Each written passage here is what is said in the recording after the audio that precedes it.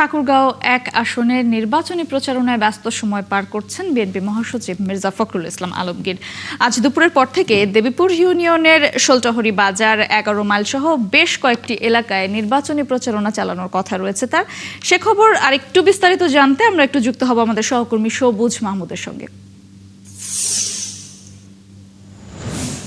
সবুজ, আমাদের জানাবেন সেখানে নির্বাচনী প্রচারণা কেমন চলছে, সেখানকার যারা ভোটার তাদের প্রত্যাশা কি এবং মির্জা ফখরুল বা কি প্রতিশ্রুতি দিচ্ছেন?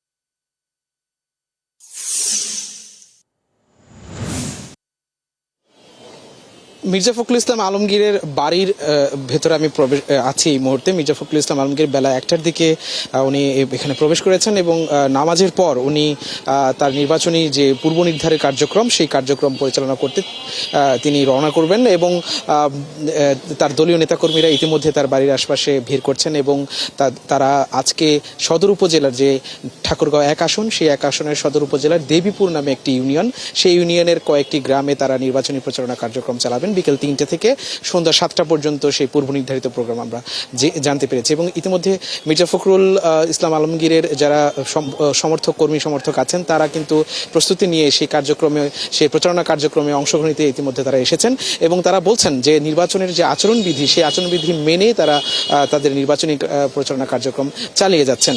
এবং আপনাকে জানিয়ে রাখি যে মির্জা ফখরুল ইসলাম আলমগীর কিন্তু ১৯৮৮ সালে এই ঠাকুরগাঁয়ের যে পৌরসভা, সেই পৌরসভার চেয়ারম্যান হিসেবে নির্বাচনের মাধ্যমে তার রাজনৈতিক যে ক্যারিয়ার সেটি শুরু করেন এবং ঠাকুরগাঁয়ে তার ব্যাপক জনপ্রিয়তা আছে এবং ঠাকুরগাঁয়ের মানুষ প্রত্যাশা করছে যে মির্জা ফখরুল ইসলাম আলমগীর ধানের প্রতীকে আবারও নির্বাচিত হয়ে তিনি এই দেশের এই অঞ্চলের মানুষের প্রতিনিধিত্ব করবেন এবং কর্মী সমর্থকরা তেমনটা আশা করছেন। সেই সাথে মির্জা ফখরুল ইসলাম আলমগীর এই যে ১৭ বছর ধরে নির্বাচন না হয়ে মানুষের যে গণতান্ত্রিক আকাঙ্ক্ষা রয়েছে, সেই আকাঙ্ক্ষা পুনরুদ্ধার এবং মানুষের গণতান্ত্রিক চর্চার যে একটা সুযোগ তৈরি হয়েছে সেটি প্রতিফলন করতে চান।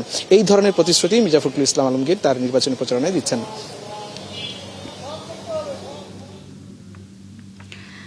ধন্যবাদ সবুজ আপনাকে। আপনি সেখানে থাকবেন এবং প্রচারণার খবর জানতে আমরা পরবর্তীতে আবারও আপনার সঙ্গে যুক্ত হব।